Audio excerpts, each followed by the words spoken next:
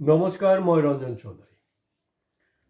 জুবিন নাই, কিন্তু জুবিন থকা হ'লে আজি কি ক'লে হয়? কাৰণ মুখ্যমন্ত্ৰী আপোনালোকে নিশ্চয় ষ্টেটমেণ্ট চাইছে।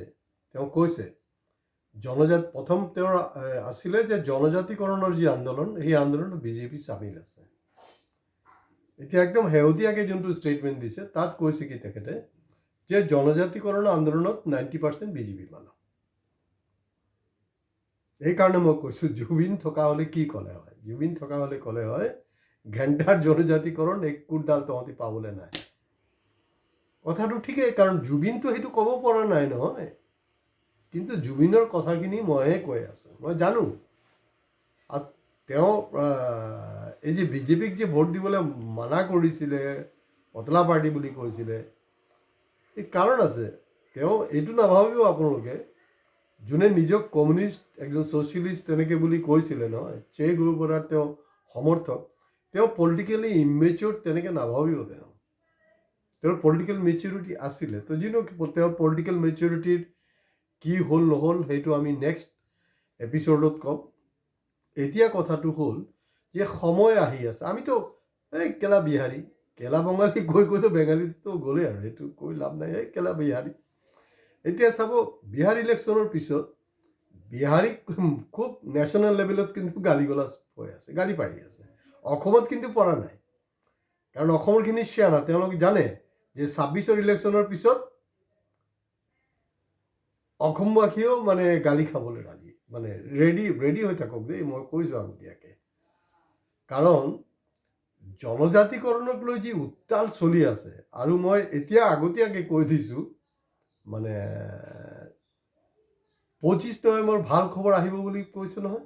মই কৈছোঁ জুবিনক ক'লে হয় যে ঘণ্টা 25 নৱেম্বৰ একো হ'বলৈ নাই, আৰু ঠিক তেনেকৈ চাব, কোনো ভাল খবৰ হ'বলৈ নাই।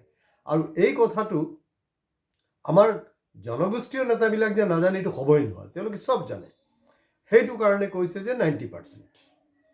এতিয়া চব ইমান যে গাড়ী ঘোঁৰা তেল, কাৰণ যিমান জনগোষ্ঠীয় সংগঠন আছে চবেইতো নিবনুৱা, কাৰো কোনো আপোনাৰ টেক্স ৰিটাৰ্ণ নাই, এনুৱেল ৰিটাৰ্ণ নাই, একো নাই।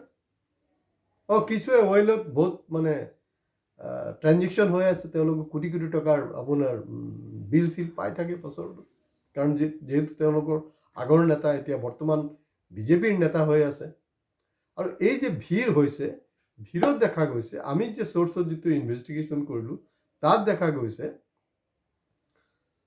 যে বিজেপিৰ নেতাবিলাক এই যে আপোনাৰ গাড়ী চাড়ী যোগান দিয়া, তেলৰ যোগান দিয়া, মইহে ভাবি আছোঁ যে ইমান টকা ক'ৰ পৰা পাই আছে। সেইটো কিন্তু তেওঁলোকে যোগান দিছে। সেইটো কাৰণে আৰু এই ষ্টেটমেণ্টৰ পিছত 6 জনগোষ্ঠীৰ পৰা কোনো এটা জনগোষ্ঠী সংগঠনৰ দম নাই যে তেওঁলোকে এই খণ্ডন কৰিব মুখ্যমন্ত্ৰীৰ বক্তব্য। তেওঁলোকে খণ্ডন কৰিব পৰা নাই, আৰু তেওঁলোকে খণ্ডনো নকৰে। লাষ্ট কথাটো হ'ল, কাৰণ বিহাৰত ইলেকশ্যনত যি ৰেজাল্ট হ'ল, বিহাৰ ইলেকশ্যনৰ ৰিজাল্টত আমি কি দেখিলোঁ? আমি দেখিলোঁ যে যি মোদীয়ে পৰিবাৰবাদৰ এগেইনষ্টত, যি বিজেপি চৰকাৰ, মানে বিজেপিৰ আপোনাৰ পৰিবাৰবাদৰ এগেইনষ্টত কোৱা হয়, মানে কথা বতৰা পাৰি থাকে, সেই পৰিবাৰবাদত কিন্তু পুৰা জবৰদস্ত বিজয় হৈছে বিজেপিৰ বিহাৰত। দ্বিতীয় কথাটো হ'ল যে তেওঁলোকে গোটেই ব্যৱস্থাটোক মেনেজ কৰি লৈছে, হৈ গ'ল। এতিয়া মেনেজ কৰাৰ পিছত আজি পেপাৰতো চাব যে আপোনাৰ লেবাৰ কোড 44 কোড আছিলে, কানুন আছিলে, সেইটোক 4টা আজিৰ পৰা কিন্তু অলৰেডি নটিফাই হৈ গৈছে। সেইটোক লৈ শুনিছোঁ যে 26 তাৰিখে, অৰ্থাৎ সংবিধান দিৱস যিদিনাখন 26 নৱেম্বৰ, সেইদিনাখন নেকি গোটেই ভাৰতবৰ্ষত এইটো প্ৰতিবাদ হ'ব। আৰু আজিৰ পৰা বিভিন্ন ঠাইত কুজু পুতলিকা জ্বলোৱা ষ্টাৰ্ট হৈছে, যদিও আমি অসমত দেখা নাই। এনে অসমত অৱশ্যে ঢেৰ ট্ৰেড ইউনিয়ন সংগঠন আছে, কিন্তু আজিৰ দিনটোত কৰা নাই। চাওক বাৰু 26 তাৰিখে তেওঁলোকে কি কৰে। তো তাত পৰিবাৰবাদত চলিলে, তাত আপোনাৰ সেই 10,000 টকা মাইকী মানুহকো পাইছে, মোটা মানুহো পাইছে, হ'ল। অসমতো ছেইম হৈ আছে। কাৰণ অসমবাসী ৰেডি হৈ থাকক। নেক্সট কিন্তু নেশ্যনেল লেভেলৰ পৰা, কাৰণ অসমৰ মানুহেতো এইটো অকল মোৰ বাহিৰে অসমীয়াক সমালোচনা কৰা কোনো মানুহ আছে নেকি কওকচোন? চবে চৰকাৰক সমালোচনা কৰে। মই চৰকাৰক সমালোচনা কৰোঁ, কিন্তু লগতে অসমীয়া মানুহৰ যিবিলাক ভুল, যিটো কাৰণে চৰকাৰে এই ধৰণৰ দবদবাই আছে, তাক লৈ খুব কেটাগৰিকেলি আলোচনা কৰোঁ। কাৰণ বাকী চেনেল যিবিলাক আছে, এংকাৰবিলাক আছে, তেওঁলোকে ভয় খায়। তো মোৰতো ভয় চয় বুলি একো নাই, মই কাকো ভয় নকৰোঁ। কাৰণ মই নিকা স্বচ্ছ, মোৰ কোনো ভেজাল নাই, সেইকাৰণে ভয় নকৰোঁ। কাৰণ বিভিন্ন সাংবাদিকৰ, বিভিন্ন এংকাৰৰ হয়তো কিবা দুৰ্বলতা থাকিব পাৰে, মোৰ কোনো দুৰ্বলতা নাই, মই বিন্দাছ, মই মুক্ত।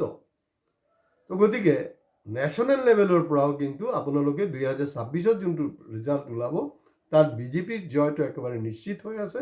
আৰু তাত দেখিব তাৰপিছত নেশ্যনেল লেভেল মানে গালি পাৰিব আপোনালোকক যে এই জুবিন গাৰ্গ কিমান ইম্পৰ্টেণ্ট এটা ইছ্যু আছিলে, যোনটো জুবিন গাৰ্গৰ ন্যায় দিয়া নাই। কাৰণ আপোনালোকে চিয়'ৰ থাকক, মই আগতীয়াকৈ কৈছোঁ যে 2026 ইলেকশ্যনৰ আগলৈকে কিন্তু তেওঁলোকে ৰায় দিব, মানে ন্যায় দিব নোৱাৰিব। নাম্বাৰ 1, জনজাতিকৰণো নহ'ব। তো নেশ্যনেল লেভেলত কিন্তু চাই আছে যে জুবিনৰ ন্যায়ো নাপায়, জনজাতিকৰণো নাপায়, তাৰপিছতো অসমীয়া বিক্ৰী গ'ল, আৰু বঢ়িয়াকৈ উইথ এবছলিউট মেজৰিটি বিজেপি আহি গ'ল। তো গতিকে অসমবাসী ৰাইজ আপোনালোকেও প্ৰস্তুত থাকক। এতিয়া যেনেদৰে নেশ্যনেল লেভেলত চেনেলবিলাক বিহাৰীক গালি পাৰি আছে, ছ'চিয়েল মিডিয়া চাব, আমাক অসমবাসীকো কিন্তু গালি পাৰিব। আজি ইয়াতে শেষ কৰিছোঁ। ভিডিঅ' ভাল লাগিলে শ্বেয়াৰ কৰিব, লাইক আৰু কমেণ্টছটো খুব জৰুৰী হয়, আৰু ছাবস্ক্ৰাইবটো আপোনালোকে বিন্দাছ কৰিব। নমস্কাৰ।